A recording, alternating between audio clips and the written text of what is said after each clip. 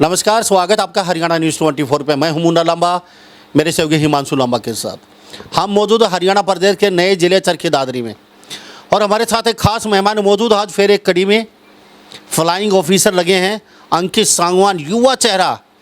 और साहब 35 से 40 किलो वजन घटाया है। 1 कुंटल 14 किलो वजन। तो वजन जिसका बढ़ जाता है वो कभी घटता नहीं है, लेकिन जिसके सीने में आग होती है, जो कुछ करना चाहता है, ऊंचाइयों पे सैर करना चाहता है और अपना वजूद और अपना टीआरपी, अगर अपना कुछ दमखम दिखाना चाहता है, वो कुछ भी कर सकता है। चाहे 100 साल का व्यक्ति हो, चाहे वो 20 साल का युवा हो। लेकिन जब तक हम ये नहीं सोचेंगे हमें जाना क्या है और करना क्या है, इस युवा ने आईना दिखा दिया है उन बच्चों को भी जिनका वज़न बढ़ा हुआ है। 1 कुंटल 14 किलो वज़न, उसके बाद 40 पैसे 35 किलो वज़न कम किया और फ्लाइंग ऑफिसर पहले अटेम्प्ट में ही। मैं सलूट करता हूं। अंकित सांगवान 50 गांव से आते हैं और चरखी दादरी में रहते हैं। इनके पिताजी जसवीर सांगवान, इनके माताजी मेरे साथ मौजूद हैं। इनसे खास बातचीत करेंगे सभी पहलुओं पर, सभी विषय पे। सबसे पहले हम मिलवा देते हैं अंकित सांगवान से। अंकित सांगवान, आपका बहुत बहुत स्वागत हमारे हरियाणा न्यूज़ 24। जी बहुत बहुत धन्यवाद। कैसा लग रहा है? बहुत ही अच्छा लग रहा है, बहुत ही गौरवान्वित महसूस कर रहा हूँ मैं। अंकित, वज़न घटाना बहुत टेढ़ी खीर है। पहले इसी टॉपिक पे आते हैं। मेरा खुद का वज़न बढ़ा हुआ है, आपकी मम्मी बेटी इनका भी वज़न है, तो और भी ऐसे बहुत लोग देख रहे हैं जिनका वज़न घटाना बहुत टेढ़ी खीर है। कैसे घटा पाएंगे? देखिए, शुरू में जब मैं वज़न घटाने के बारे में सोचता था, मतलब बचपन से ही ये तो आशा थी कि वज़न कम हो जाए, पर 10वीं क्लास में 12वीं क्लास में मैंने बार बार प्रयास किए पर कभी हो नहीं पाया। पर आखिरकार जब मैंने सोचा कि इस बार तो कुछ करना ही है, और जब लगन लगाई तो 6 महीने के अंदर अपने आप रिजल्ट भी मिले, वज़न भी कम हुआ और नौकरी भी मिली। सब अपने आप पर उसी खीर की तरह सामने आ गया। लगन लगाई क्यों है, कैसे? देखिए, जब मैं कॉलेज के अपने अंतिम ईयर में पहुंचा था तो मेरे सामने बहुत सारे रास्ते थे कि अब मुझे कौन सा रास्ता पकड़ना है। पहले से मेरे परिवार में जो मेरे बड़े भाई हैं वो पहले से डिफेंस में ही हैं, तो वो मेरे लिए सबसे सेफ करियर ऑप्शन था कि मुझे, हाँ, इनको देख के मैं ये अचीव कर सकता हूँ। हमेशा मैंने ये सोचा था बचपन में कि क्या पता हम क्या करें, भाई आईएएस बनना है, डॉक्टर बनना है, क्या बनना है। पर ये कुछ ऐसी चीज़ थी जो इंस्पिरेशन मुझे कहीं बाहर से ढूंढने की ज़रूरत नहीं थी, वो मेरे घर में ही थी। मैं अपने बड़े भाई को देख के लग सकता था कि हाँ, मेरे परिवार की इन परिस्थितियों में अगर वो अफसर बन सकता है तो मैं भी बन सकता हूँ। तो उनको देख के मैंने अपने आप को कहा कि हाँ, सबसे पहले मैं अफसर बनने का प्रयास करूँगा। और मैंने सीधी लगन लगाई कि अफसर बनने के लिए सबसे पहले क्या चाहिए, आपको नॉलेज होनी चाहिए, तो उसकी पढ़ाई। दूसरा, आपका शरीर हष्ट पुष्ट और तंदुरुस्त होना चाहिए। तो मैंने उन 2 विषयों के ऊपर ही काम करना शुरू किया और आज आपके सामने बैठा हूँ। क्या बात है, सलूट करता हूँ मैं अंकित सांगवान को। अंकित जी, आपने वज़न घटाया, वो बाद में आएंगे इस टॉपिक पे। सबसे पहले मुझे ये बताइए, आपके जो भाई हैं वो डिफेंस में क्या?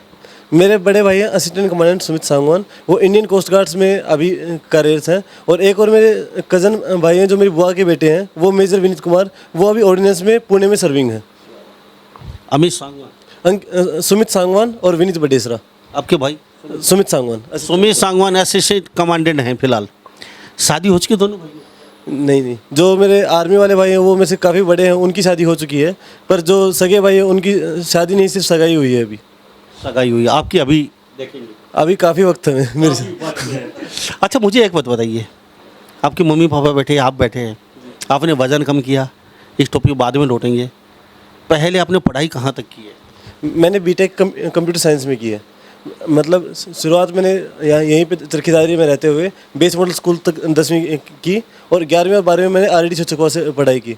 उसके बाद मैं एलपीयू यूनिवर्सिटी पंजाब में वहाँ से बीटेक कंप्यूटर साइंस में की, और वहाँ पे 82.5% से मैंने अपनी बीटेक को पूरा किया। जैसे ही मैं बीटेक पूरा किया था, मैं जून 2021 का पास आउट हूँ। अगस्त में ही मैं एसएसबी रिकमेंड करके सीधा फौज में चला गया था। मेरा कोई बीच में गैप नहीं आया उसमें। अच्छा, मुझे ये बताइए, फ्लाइंग ऑफिसर बनने के लिए कितनी क्वालिफिकेशन की जरूरत है? जी, इसके लिए अलग अलग वो ब्रांच के ऊपर वो करता है। अब एयरफोर्स में आपको पता है कि सिर्फ एक ही ब्रांच नहीं है, एडमिनिस्ट्रेशन, लॉजिस्टिक्स, टेक्निकल, फ्लाइंग, काफ़ी अलग अलग वो है, तो सबके अलग अलग रिक्वायरमेंट। फ्लाइंग के लिए आपको 12th क्लास में आपके पास फिजिक्स होना चाहिए, फिजिक्स और मैथ्स, और आपके पास कोई भी एक डिग्री होनी चाहिए डायरेक्ट एंट्री के लिए। हाँ, वो बीएससी भी हो सकती है, बीए भी हो सकती है, कुछ भी हो सकते हैं बस, लेकिन 12th में आपको फिजिक्स और मैथ्स पढ़ा होना चाहिए, जिसमें आपको एटलीस्ट सिर्फ 50 नंबर चाहिए होते हैं। तो एलिजिबिलिटी के लिए कुछ ज़्यादा चाहिए नहीं है, तो आप अप्लाई कर सकते हैं उसके लिए। दूसरा, जैसे ही आप एसएसबी में जाते हैं तो सबसे पहले आपसे पूछा जाएगा कि आपको चश्मा है कि नहीं। अगर आपने यस बोला तो आप एलिजिबल नहीं है फ्लाइंग के लिए, क्योंकि उनको 6x6 विजन चाहिए होता है।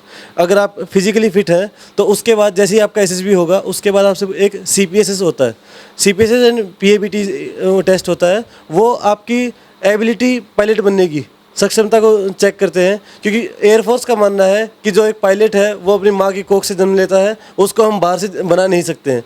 तो वो टेस्ट है जो आप ज़िंदगी में सिर्फ एक ही बार दे सकते हैं। अगर वो आपने अपने फर्स्ट अटैम्प्ट में क्लियर कर लिया तो आप बन जाएंगे, वरना आप फ्लाइंग के लिए एलिजिबल नहीं, बाकी ग्राउंड ड्यूटी के लिए एलिजिबल हो जाएंगे। आपको फिर कभी भी डिफेंस फोर्सेज में, आर्मी, नेवी, एयरफोर्स, कभी भी आपको फ्लाइंग का मौका नहीं मिलेगा। क्या बात है, तो आपको मौका मिला? जी मिला, मैं वो क्लियर भी कर चुका था। अभी आसमान की ऊंचाइयों को चाहिए? नहीं, अभी उसके बाद क्या है, एफकेट में जब आप डायरेक्ट एंट्री जाते हैं तो उसमें शॉर्ट सर्विस कमीशन मिलता है पायलट्स को। और मैं बीटेक था तो मेरे लिए टेक्निकल ब्रांच भी खुली थी। टेक्निकल ब्रांच में मेरिट की वजह से मुझे परमानेंट कमीशन मिल रहा था, तो मैंने परमानेंट कमीशन को हासिल किया। और अब मैं उन जहाज़ों को उड़ाऊंगा तो नहीं, लेकिन उनको उड़ाने लायक मैं ही बनाऊंगा, मैं उनको मेंटेन करूंगा। क्या बात है, ये जहाज़ों को जो उड़ती है उनको मेंटेन ये खुद करेंगे। अच्छा अंकित, चलो बहुत अच्छी बात है। ये शॉर्ट क्या बताया आपने? शॉर्ट क्या होता है? देखिए, कमीशन हमारे जो भारतीय सेना है उसमें दो प्रकार के कमीशन होते हैं, एक परमानेंट कमीशन, एक short service commission. Permanent commission है जो हमने पहले अब तक देखते हुए आए हैं कि अगर एक बार आप ऑफिसर बन गए तो आप अपनी जब तक 57 साल या 60 साल की उम्र नहीं हो जाती तब तक आप सेवा करते रहेंगे और उसके बाद ही आपको रिटायरमेंट मिलेगा। शॉर्ट सर्विस कमीशन एक नया प्रकार का कमीशन है जो 1992 से स्टार्ट किया गया था एयरफोर्स में, जिसमें आपको पहले 10 साल के लिए रखा जाता है। 10 साल के बाद आपको एक मौका दिया जाता है कि आप क्या चाहते हैं, 4 साल और एक्सटेंड करना, या आप परमानेंट कमीशन चाहते हैं, या फिर छोड़ देना चाहते हैं। उसमें अगर आपने कहा कि आपको परमानेंट कमीशन चाहिए तो मेरिट के आधार पर आपको परमानेंट दिया जाएगा, वरना 14 साल के बाद आपको सर्विस छोड़नी पड़ेगी, 14 साल के बाद आपको रिटायर कर दिया जाएगा। क्या बात है जी, यानी कि 14 या 15 साल जो फौजी रिटायरमेंट होते हैं पूछा जाता है, उसके बाद आप क्या चाहते हैं, आप मेरिट के आधार पर परमानेंट चाहते हैं तो 50-60 की उम्र तक, आपके 60 साल की उम्र तक आप रह सकते हैं। अगर नहीं सर मैं अब तो जाना चाहता हूँ, मैं नहीं करना चाहता, तो आप घर जा सकते हैं। मेरे साथ अंकित सांगवान, गाँव पैताज, चरखी दादरी से बने हुए, टोपी कैप वगैरह लगा के चकाचक। इतनी आसान नहीं है बुलंदियों को छूना। आप क्या सोच रहे हैं, बड़ा आसान रहा होगा ये रास्ता? कांटों भरा रास्ता है, लंबी डगर है, इतना आसान नहीं है हासिल करना। हर बच्चा सोचता है, हर माँ बाप सोचता है कि मेरा बेटा सुपरस्टार बन जाए, पूरा देश उसको वाह वाह करे और मालाएं पहनाएं। साहब ये रास्ता बहुत कठिन रहा है। 35 से 40 किलो वज़न कम करना, उसके बाद पढ़ाई पे पढ़ाई, पढ़ाई पे पढ़ाई। तो आपने जैसे शुरुआत की, चलो आपके परिवार में सभी भाई डिफेंस में हैं, आप फ्लाइंग ऑफिसर बन गए, तो ये शुरुआत बहुत अच्छी रही आपकी। इसके साथ साथ कितने घंटे पढ़ाई की आपने? जैसे देखिए, शुरुआत में जब हम होते हैं तो आपने देखा हो एसएसबी कोई भी ये नहीं कह सकता कि मैं अटेम्प्ट क्लियर कर ही दूंगा। मैंने देखा है, अपने भाई को देखा है, मतलब उनके दोस्तों को देखा है, लोग 10-10, 12-12, 15-15 बार के अटेम्प्ट कर सकते हैं। तो कोई भी ये तो मान ही नहीं सकता है कि हाँ मैं डिफेंस में जाऊंगा तो मैं क्लियर कर ही दूंगा। तो एक आपको बैकअप प्लान हमेशा लेके चलना पड़ता है। तो स्टार्टिंग में जब मैंने पढ़ाई की तो मैंने सिर्फ एसएसबी को ना देखते हुए मैंने एक कॉमन अप्रोच के साथ स्टार्टिंग की कि जो मैं पढ़ाई करूँगा कल को जिसमें मैं फील्ड में जाऊँ उसमें वो पढ़ाई काम आए। तो उसको देखते हुए मैंने उठाया जो जीएस वगैरह के, पॉलिटिक्स वगैरह के जो टॉपिक है उनको अपने लास्ट ईयर में पढ़ना शुरू किया था। तो शुरुआत में मेरा पढ़ाई का टेन्योर 10 से 12 घंटे प्रतिदिन का होता था। तो उसके बाद ज़रूरी है 10 से 12 शुरू में आपका बेस बनाने के लिए बहुत ज़रूरी है, क्योंकि आप यानी कि ये फ्लाइंग ऑफिसर बनने के लिए 10-12 घंटा पढ़ना पड़ेगा। अगर सिर्फ फ्लाइंग ऑफिसर बोलेंगे तो इतना ज़रूरी नहीं है, पर मैं कहूँगा कि ज्ञान से आपको कॉन्फिडेंस आता है। आप जैसे ही एसएसबी में जाते हो वहाँ पे ग्रुप डिस्कशंस होते हैं, आपसे इंटरव्यू होता है, उसमें जब आप सवाल पूछते हैं तो आप कॉन्फिडेंट तभी दिख पाओगे, कॉन्फिडेंटली आंसर तभी कर पाओगे जब आपको उस चीज़ के बारे में पता है। अगर आप जीरो से स्टार्ट कर रहे हो तो आपको 10 से 12 घंटे पढ़ के आपके अंदर वो कॉन्फिडेंस होना चाहिए कि हाँ कुछ भी पूछ ले मुझे पता होगा उसके बारे में, वो चीज़ उसके बाद ही आ सकती है। वरना अगर आप 3 से 4 घंटे भी पढ़ाई करते हो तो वो भी काफ़ी रहता है इन चीज़ों के लिए। पर मैंने अपना स्टार्टिंग में 10 से 12 घंटे पूरा पढ़ाई के ऊपर ध्यान केंद्रित करते हुए, ताकि मैं जब पहले अटेम्प्ट में जाऊँ तो मैं अपना एक बार में पूरा ये दिखा सकूँ कि हाँ मुझे पता है, आप कुछ भी पूछ सकते हैं, मुझे हर चीज़ के बारे में ज्ञान है। जी, तो हाँ मैं आपको दोबारा तो आपके पापा से बात जी हम ये भी पूछेंगे कौन सी किताबों पे फोकस किया, यूट्यूब से कितना सहारा लिया ये भी पूछेंगे, और सब कहीं से कोचिंग ली या नहीं ली ये भी पूछेंगे, और इसके साथ साथ परिवार वालों ने कितनी इनके साथ भाग दौड़ करनी पड़ी ये भी पूछेंगे। जसवीर सिंह मेरे साथ सांगवान मौजूद हैं, पैतास गांव से, और चरखी दादरी में रहते हैं, गांव में भी रहते हैं ये। बिल्कुल थोड़ा सा डिस्टेंस है इनका गांव का, 2-4-5 किलोमीटर का। तो इनसे भी पूछें। सर आपका बहुत बहुत स्वागत है हमारे चैनल पे। नमस्कार। सबसे पहले मैं आपके दर्शकों को मेरी तरफ से हाथ जोड़ के नमस्कार। तो बेटा साहब बन गया यारो, बेटा साहब बन गया है, तो क्या कहेंगे? क्या कहेंगे जी, ये तो आप जैसो कि किसी के पिछले जन्म के किए हुए हमारे जो उनका फल मिल रहा है। साहब मेहनत करनी पड़ती है, फल हर पेरेंट्स अपने बच्चे को फीस हर पेरेंट्स भरता है। पेरेंट्स का इतनी यही लायबिलिटी होती है, बाकी जो करते हैं बच्चे करते हैं। बच्चे करते हैं। सो देख लीजिए, ये जसवीर सांगवान का वर्ड है। माँ बाप फीस भर सकता है, कपड़े दे सकता है, जूते दे सकता है, सब खाना भी दे सकता है अपनी पेट काट काट के, लेकिन करना आपको पड़ेगा। आप अपने माँ बाप को तंग करते हैं, हमेशा पैसे की डिमांड करते हो, आपने पैसे नहीं दिया हम कामयाब हो जाते। साहब उन बच्चों को देखिए तो IAS IPS बने बैठे हैं आज, बगैर पैसे के, यूट्यूब से पढ़ के। तो साहब माँ बाप को तंग करना छोड़ दीजिए, इन जैसे बच्चों को देख लीजिए, 40 किलो वजन कम करके, और साहब फीस हर माँ बाप देता है। जसवीर सांगवान कह रहे हैं करना बच्चों को पड़ता है साहब, ये कांटों भरा रास्ता है, सब्र तय सबको करना पड़ेगा। ये मत भूलना, जलना सबको पड़ता है, लेकिन कई लोग खा पी के ताश पास पीट के और मौज मस्ती करके अपने जीवन पूरा कर देते हैं। लेकिन भगवान ने जन्म दिया है सबको, कुछ न कुछ करना पड़ेगा ज़िंदगी रहते रहते, नहीं तो आपकी ज़िंदगी व्यर्थ है। और ये जो मैं खबर दिखा रहा हूँ, मोटिवेशन ज़रूर मिलेगा आप लोगों को। सांगवान साहब, आपको पता था ये बच्चे इतना बड़ा कुछ करेंगे? बिल्कुल सर, पूत के पैर तो पालने लग जाते हैं, पता चल जाता है। ऐसे क्या पालने लगे, शुरू से ही आपको पता चल गया था? मेरे 2 बच्चे हैं, दोनों ही बच्चे स्टार्टिंग से ही फर्स्ट क्लास से ही अपने क्लास के टॉपर रहे हैं। स्कूल में जिस भी क्लास में पढ़े, कभी न तो मैंने PTM अटेंड की, न मैंने कभी इनके बारे में जाके कहीं स्कूल में पूछा, लेकिन स्कूल वाले मुझे खुद बताते थे, ओ कौन Ankit, very good, best, Sumit best.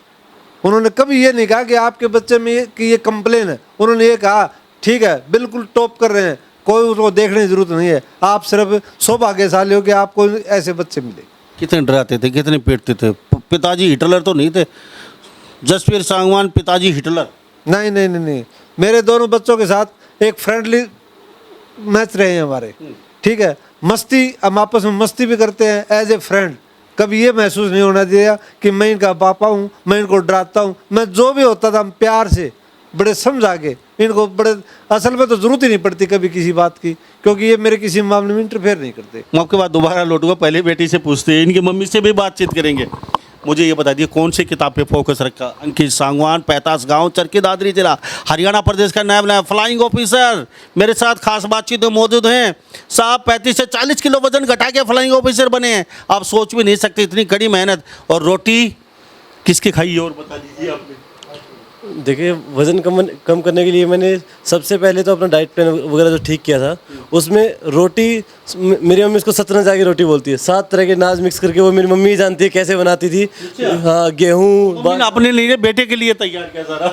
Mummy को मैं देता था, खाती भी नहीं थी उसको, बोले मैं नहीं खा सकती, तुझे खाना खा ले, मुझे कौन सी ट्रेनिंग करनी है, मुझे कौन सा फौज में जाना है। ये है माँ की ममता, ये माँ की आग होती है। अब मुझे कौन सा फौज में जाना है, बेटा तू खा ले। हाँ जी, तो वो मम्मी तैयार करके देती थी मुझे। और मेरी डाइट के ऊपर कंट्रोल में मेरी मम्मी का बहुत बड़ा हाथ है, क्योंकि मैं डिमांड करके छोड़ देता था, मम्मी मुझे पता चला ये खाऊंगा तो ऐसे सही रहेगा, लेकिन वो काम लाना, वो तैयार करना, वो देना, बाकी चीज़ों के ऊपर मैं कंट्रोल करके रखना, वो मम्मी का ही काम था। बाप रे बाप, बहुत मुश्किल होता है चीज़ें ढूंढ ढूंढ के लाना, चुन चुन के। और वो भी साहब इस कलयुग में आयुर्वेद वाली चीज़ें गुम हो चुकी है जो हमारे देश से होती थी। कैसे इनकी माता जी लेके आई होगी, कैसे चुन चुन के बनाया होगा, और कैसे कंट्रोल किया होगा बेटे पे, सोच के भी डर लगता है जी। हाँ जी, तो जैसे दिन में अगर मैं 4 बार खाना खा रहा हूँ, क्योंकि एक टाइम पे एक ही रोटी देती थी मम्मी, तो उसकी मुझे दिन में हर 2 घंटे में एक रोटी चाहिए, वो 4 रोटी पूरे दिन में। तो मम्मी काम छोड़ के फिर से रोटी बना रही है, फिर से काम छोड़ी, फिर से और कुछ तैयार करके दे रही है, तो वो सब मम्मी वो करके देती थी। मंगलवारों व्रत रखता था, व्रत के लिए अलग से खाना तैयार करके देती थी, पूरे घर का अलग बनता था, मेरा अलग से बना के देती थी। तो वो सब मम्मी ने साथ में लग के किया है। तो ये मेरा कोई अकेले का एफर्ट नहीं, पूरे परिवार ने जब मिल के साथ दिया तभी हो पाया, वरना मैं नहीं कर पाता कभी भी। क्या बात है, ऐसी मम्मी सबको मिले। खैर हर मम्मी होती है बेटे के लिए, लेकिन मैं सलूट करता हूँ इनकी मम्मी को और इनके पापा को, इतनी मेहनत करके इस बेटों को यहाँ तक पहुँचाया है। अच्छा, आपसे बातचीत के क्या नाम? सुनीता। सुनीता जी, इतनी मेहनत की बेटे? हाँ जी, करना पड़ा है, अपने बच्चों को सब करते हैं जी। ये चीज़ें कहाँ से ढूंढ के लेके आते थे? मार्केट से लाते, और न नमक खाता, ये न घी खाता, न कोई मसाले की चीज़, प्योर वो पानी में छुकिया कर दी इनकी, मिर्च गे थोड़ी हरी मिर्च डालती थोड़ी सी। तो सारे दिन आप ये मार्केट के रास्ते रहते थे? ना कट्ठा ले आती, थोड़ा थोड़ा फिर मिक्सी में कर लेती। अच्छा। हाँ, ज़्यादा कर लिया तो फिर वो खट्टा हो जा। तो सारे दिन मिक्सी के ऊपर खड़ी रहती हर घंटे में? 4 दिन का करके फ्रिज में रख लेती। अच्छा। हाँ, वो फिर उसका बना देती। तो दिन में पूरे दिन मतलब हाँ, थोड़ा थोड़ा, जिस तरह इवनी कह दी कि ये सोयाबीन बना दे, जिस तरह अंडा है इसका बीज का काट के वो आमलेट सी बना देती, कभी कुछ रोटी बना देती, बस ये चलिया करता। बच्चों खातर तो करना पड़ा है जी, सब करें। कल बहू आएगी और फिर क्या रहेगा? फिर भी ठीक रहेंगे। क्या पता कैसी आएगी, कौन आएगी, आजकल जमाना बड़ा खराब है। अभी तो ऐसा भरोसा है कि ठीक आऊँगी जी। और आने वाली का पता नहीं, बेटे पे भरोसा है? हाँ, खूब, दोनों बेटा में भरोसा है जी। तो कितना पीटा बचपन में? पीठ तो देते हैं हमें। ये दोनों दोनों हो जाती। अच्छा। हाँ, और कुछ नहीं था इनका, फिर यो गड़ा खोटा था। वो बड़े वाला क्या नाम उनका? सुमित, सुबह सुधा। हाँ वो शरीफ है, और यो थोड़ा बहुत कर देता तो फिर इसका चट्टू लगा देना पड़ता।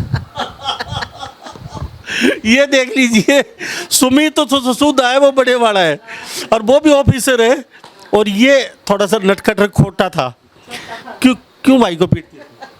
बचपन में अभी इतना दिमाग तो होता नहीं है कि क्या कर रहे हैं क्या नहीं, तो बचपन से मतलब एक वो होता है दोनों भाइयों में कि इसको ज़्यादा मिल गया, मुझे कम मिला, मैं कम खा रहा हूँ, इसको पहले मिल गया, उसी बात की छोटी मोटी लड़ाई रहती। टीवी की रिमोट के ऊपर लड़ाई हो गई, बस उससे ज़्यादा हमारी कोई लड़ाई नहीं होती, बस लेकिन बातें इन्हीं की होती सारी। लेकिन पिटते अंकित सांगवान थे। मम्मी का थोड़ा फेवरेट ज़्यादा था मैं। पिटाई में? हाँ। मम्मी ज़्यादा पीटती थी, ये फेवरेट थे पिटाई में मम्मी के, ये मारते भी ज़्यादा थे इसलिए पिटते थे। मुझे एक किताब के बारे में पूछो, कौन सी किताबें पढ़ी, कितनी पढ़ी, यूट्यूब का कितना सारा लिया? चलते चलते यह भी जानना चाहेंगे, मुझे सिर्फ इतना बताइए आप, किताबें जो पढ़नी होती हैं क्या एनसीईआरटी की किताबें होती हैं? एनसीईआरटी सबसे ज़्यादा ज़रूरी है इस मामले में, एनसीईआरटी ही बेस बनता है। और दूसरा, एनसीईआरटी के साथ साथ आपको एक टीचर चाहिए। जैसे मैं कॉलेज के फाइनल ईयर में था, जब तैयारी कर रहा था, तो मैं बिल्कुल यहाँ पे सब कुछ छोड़ के दिल्ली कोचिंग जाने के लिए नहीं जा सकता था, क्योंकि मुझे कॉलेज का भी साथ नहीं मिल रहा। तो उस टाइम पे सबसे बड़ा सहारा था मेरा यूट्यूब। आज के दिन आप एनसीईआरटी कोई भी लेक्चर लिखो, यूट्यूब पे 10,000 वीडियो मिलेगी एक चैप्टर के बारे में। तो वो आपके ऊपर है कि आप कैसे उनको पढ़ना चाहते हैं, कैसे यूटिलाइज करना चाहते हैं। मैंने तैयारी शुरू की, तो जैसे ही मैंने देखा कि अब यूट्यूब पे मैं ज़्यादा पढ़ाई करने लगा हूँ, तो मेरा नेट खत्म होने लगा था। मैंने पापा को बताया, 2 दिन में हमारे घर में वाईफाई लग गया। सारा दिन मेरा काम यही होता था, एनसीईआरटी और जो एक लक्ष्मीकांत किताब होती है इंडियन पॉलिटी के बारे में, वो पढ़ता था। यूट्यूब पे उनका एक्सप्लेनेशन देखता था। जितने भी करंट अफेयर हैं डेली, जैसे स्टडी IQ वगैरह, यूट्यूब पे काफ़ी अच्छे अच्छे चैनल हैं, वर्ल्ड अफेयर, स्टडी IQ, उनकी वीडियोस देखता था जो डेली मुझे करंट अफेयर से अपडेटेड रखते थे। और साथ साथ ताकि हर एक जो मुद्दा है उसका मुझे डिटेल में वो मिले, तो एक दृष्टि IAS करके कोचिंग सेंटर है, उनकी हर महीने एक मंथली मैगजीन आती है, जो आपके जितने भी बड़े बड़े बिल हुए हैं, ये सब है, उनका एक पर्सपेक्टिव देते हैं आपको। मतलब आप न्यूज़पेपर पढ़ोगे, उसमें लिखा है कि इस बिल में ये है, अब इसमें क्या सही है क्या गलत है, आप उस समय पे नहीं एनालाइज कर पाते हो। तो उसके लिए आपको कुछ चाहिए कि कोई आपको बताए कि ये अच्छा है, ये ख़राब है, अब आप अपना ओपिनियन बनाइए इसके ऊपर। तो वो मैं दृष्टि IAS की मैगजीन्स पढ़ के मुझे मिला था। वो पढ़ के अच्छा दिमाग खुला था, और वो काफ़ी सहारा देते हैं आपको जब आप GD में जाते हैं और इंटरव्यू में जाते हैं। जैसे जब मैं एयरफोर्स के इंटरव्यू में गया था, ये बात है अगस्त 2021 की, तो उस वक्त जो किसान का मुद्दा है अपने हरियाणा में 3 कानूनों वाला, वो गरमाई पे था, और दूसरा तालिबान वाला था जो अफ़गानिस्तान में हुआ था। तो मेरे से पहले जितने भी थे उन सब से पूछा गया तो अफ़गानिस्तान तालिबान के ऊपर कमेंट करो। तो मुझे लगा मुझसे भी शायद वही पूछेंगे, लेकिन मैं जैसे ही गया मुझसे पूछा कि तुम हरियाणा से हो, तुम कृषि कानूनों के बारे में बात करो। और अगर उस टाइम पे मैंने जो अपना दृष्टि IAS का जो अपना पर्सपेक्टिव बना के गया हुआ था, मैं उनको अच्छे से समझा पाया कि 3 कानून क्या है, कहाँ से शुरू हुआ, क्या हुआ, वो चीज़ मुझे काफ़ी हेल्प की, और उस चीज़ से ही मुझे लगता है आज मैं यहाँ पे सक्सेसफुल हो पाया हूँ। कितने टफ होता है ये? टफ देखिए, ये कोई एक टेस्ट नहीं है पास करने के लिए। रिटन एक टेस्ट है जो बहुत ही आसान, ज़्यादा मुश्किल नहीं है। कोई भी मतलब 3-4 घंटे डेली अगर पढ़ता है तो आराम से क्लियर कर सकता है। दिक्कत आती है SSB में। SSB में जैसे एयरफोर्स के SSB में अपने एक्सपीरियंस की बात करूं तो हम पहले दिन 300 लोगों ने रिपोर्ट किया था। 300 में से 5 दिन का ये इंटरव्यू होता है, जिसमें हम सिर्फ 60 अंदर हुए थे और बाकी 240 पहले दिन ही बाहर हो गए थे। वो क्या होता है, फिजिकल? नहीं, फिजिकल कुछ भी नहीं होता इसमें, सारा आपका साइकोलॉजी का टेस्ट है ये। पहले दिन आपको मतलब एक फ़ोटोज़ दिखाई जाती है, उसके ऊपर आपको एक कहानी बनानी होती है। वो धुंधली सी फ़ोटो होती है, मतलब अगर हमारे पे 60 लोग बैठे, 60 के 60 की अलग अलग कहानी होगी, और उस कहानी से वो देखते हैं कि इस बंदे का दिमाग किस तरह से चलता है। क्या ये मतलब रिबेल टाइप का आदमी है, कानून तोड़ने वाला आदमी है, कानून फॉलो करने वाला आदमी है, अच्छा आदमी है, दोस्तों के ऊपर फोकस करता है, धोखाधड़ी वाला आदमी। वो अपने आप साइकोलॉजिस्ट बैठे हैं, वो अपने आप आपकी कहानी देख के आपको बता देंगे आप किस तरह के इंसान हैं। वो कहानी लिखनी होती है, और 2-3 राउंड और होते हैं जिसमें आप डिस्कशन वगैरह करके अपनी कहानी सुनाते हैं, और थोड़ा बहुत अपना IQ का भी टेस्ट होता है। तो पहला दिन बहुत ही टफ बहुत टफ है आपका ये। जी, मतलब ये ऐसा है कि इसकी आपको कोई आंसर की नहीं मिल सकती। आप एक फ़ोटो देखोगे, उसकी 2 लाख कहानियाँ बन सकती हैं, और वो सब कहानियाँ अपनी अपनी जगह सही है। वो देखेंगे कि उन्हें जैसा बंदा चाहिए वो उस कहानी से निकल के आ रहा है कि नहीं आ रहा। तो कोई भी इसका एक सही आंसर कोई नहीं है, गलत आंसर कोई नहीं है। मैं आपको फ़ोटो दिखाऊंगा, आप अलग कहानी बताएंगे, मैं अलग बताऊंगा, ये अलग बताऊंगा, सबकी कहानियाँ सही हैं, पर उनको वो चाहिए कि नहीं, वो उनके ऊपर डिपेंड करता है। तो ये हमारे साथ खास अंकित सांगवान 85 गांव चरखी दादरी जिला हरियाणा राज्य का। हम IAS IPS जितने भी बच्चे हरियाणा के सबका इंटरव्यू कर चुके हैं, और हम किसी बच्चे को छोड़ते नहीं। आपके मोटिवेशन के लिए मेरे साथ बहुत ही प्यारे बच्चे, इतनी अच्छी भाषा शैली इनकी कि पत्रकार के सवालों से भी ज़्यादा ये बोलते हैं, तो ये सब अंदाज़ा लगा सकते हो। बहुत ही टैलेंटेड बच्चा है ये। और जसवीर सांगवान मेरे साथ इनके पिताजी बैठे हैं। सर, मैं आपसे एक बात जानना चाहूँगा। अंकित, आपकी माँ ने, पिताजी ने बहुत कुछ किया है। मैं एक वादा की कैमरे के सामने, पता नहीं कैसे आएगी कैसे नहीं आएगी, वो आपके भविष्य की बात है। अच्छे आए, मोस्ट वेलकम। ख़राब आए, वो भी चलो भुगतना सबको पड़ता है, लेकिन एक वादा कीजिए, मम्मी पापा को कभी दुखी नहीं करोगे। जी, ये मेरा वादा है कैमरे के सामने कि मैं अपने माता पिता को कभी भी दुखी नहीं करूँगा। और साथ साथ ये और वादा कीजिए, पत्नी कैसी भी आए, ये नहीं है सबकी पत्नियाँ वो अच्छी होती हैं, कोई ऐसा हो जाता है, कोई नहीं बन पाती। किसी भी सिचुएशन हो, मम्मी पापा को, क्योंकि मैं ऑफिसर बनने के बाद बहुत ही ऐसे मैंने मसले देखे हैं। फ़िलहाल मैं कैमरे के सामने बयान नहीं कर सकता, किसी की हम मजाक नहीं बनाना चाहते, लेकिन आश्रमों में जब आप देखेंगे ना, तो भरमार पड़ी है, और साहब उन लोगों के माता पिता बैठे हैं, मैं क्या बयां करूं। तो इसलिए मैं आपसे पहले ही वादा ले लेता हूं। ज़्यादा पढ़ के बच्चे बड़े पोस्ट पे चले जाते हैं, और माँ बाप को ये याद तक नहीं रहते कि कोई तुम्हारा माँ बाप भी था जिसने यहाँ पहुँचाया तुम लोगों को। तो कैसी भी सिचुएशन हो, माँ बाप का हमेशा आदर, पिता दादा सबका करेंगे आप। जी, ये मैं बिल्कुल वादा करता हूँ, और ये वादा करते हुए मुझे ज़रा भी संकोच नहीं है, या फिर मेरे मन में एक ज़रा सी भी हिचकिचाहट नहीं आई कि मैं खुले मन से और खुल्लम खुला ये वादा करता हूँ कि मैं कभी भी अपने माता पिता को वो आश्रम में नहीं भेजूँगा, और कभी भी उन्हें दुखी नहीं करूँगा। थैंक यू साहब। मैं भगवान से कामना करता हूँ अपनी बात पे अंकित स्थिर रहे, सही रहे, क्योंकि बहुत कम ही ऐसे लोग होते हैं जो अपने वादों पे खरा उतरते हैं। हमने बहुत इंटरव्यू किए हैं, और वो लोग कहते थे कि गरीब आदमी को पीछे खड़ा है, उसको आगे लेके आएंगे, फटे पुराने में उसका सबसे पहले काम करेंगे कुर्सी पे बैठते ही। लेकिन वो सभी वादे हवा हो चुके हैं।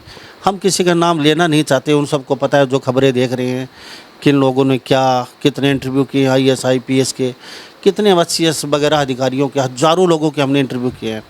सांगवान साहब, आपका बहुत बहुत धन्यवाद, आपने कीमती समय दिया। आपने बहुत ही टैलेंटेड बच्चे जन्मे हैं, और इनका भविष्य उज्जवल हो चुका है, और आगे और भी बड़े आगे जाएंगे ये।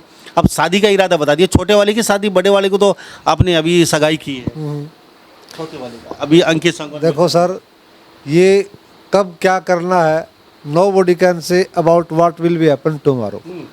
कल क्या होगा, कैसा होगा, ये हम प्रयास कर सकते हैं, लेकिन हम वादा नहीं कर सकते। तो दहेज के लिए क्या विचार है? दहेज का मैंने, बेटा अफसर है, आप भी बहुत बड़े इंसान हैं, खाता पीता आप, पूरा परिवार आपका। लंबा साहब, मैंने बड़े बेटे की रिश्ता लिया है। सबसे पहले मेरी एक ही कंडीशन थी उसको, कि भाई मैं दहेज नहीं लूँगा। कल ने आप यूँ कहोगे ये तो दहेज में सोना चांदी, बर्तन, गद्दे, अलमारी, सोफा सब। कुछ नहीं, यही तो बात है। मैंने उनको ये कहा, मैंने बड़े बेटे की रिश्ता किया है, उनको ये पहला शब्द ये था कि ये मत कहना ये तो होता है जी, होता है नहीं, ये शब्द को भूल जाओ। रुपया नारियल अभी मैंने वो किया, उसमें भी रुपया नारियल के साथ। मैं सलूट करता हूँ इन जैसे लोगों को। वो कहते हैं ना, दहेज एक अभिशाप है, राक्षस बन चुका आज के समाज में।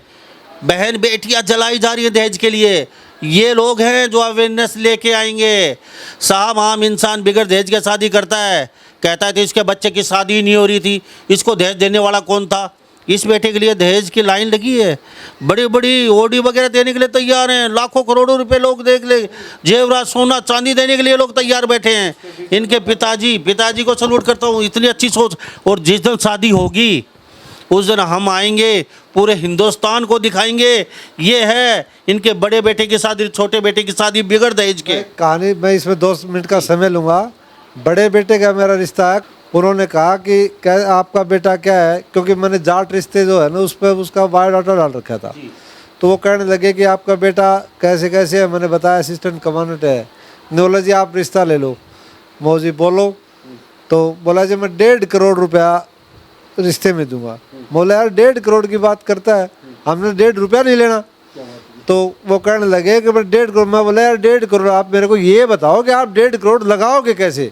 वो बोला जी 50 लाख का तो टिक्का होता है, 50 लाख की फॉर्चूनर होगी और 50 लाख का क्या लगना है। मैं बोला तू फॉर्चूनर तो दे देगा, उसका तेल कौन देगा भाई। और मैंने कहा कि आप जो 1.5 करोड़ रुपए किसी की खरीदने में लगा रहे हो, इसको उसका 10-20 लाख लगा के समाज में जागृति पैदा करो कि दहेज लेना अभिशाप है।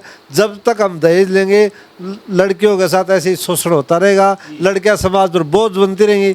ये 2 पहलू हैं, लड़के और लड़कियां बराबर का हैं। आज बराबर का हिस्सा तभी बन सकती है जब हम बगैर दहेज एक समाज में आइकन के रूप में बिल्कुल दहेज के बिना शादी करके समाज को एक नया आईना दिखाने का काम करें, तो हमारा जीवन सफल है और सामने वाली बेटी का भी जीवन सफल तभी होगा। बहुत बहुत थैंक यू साहब।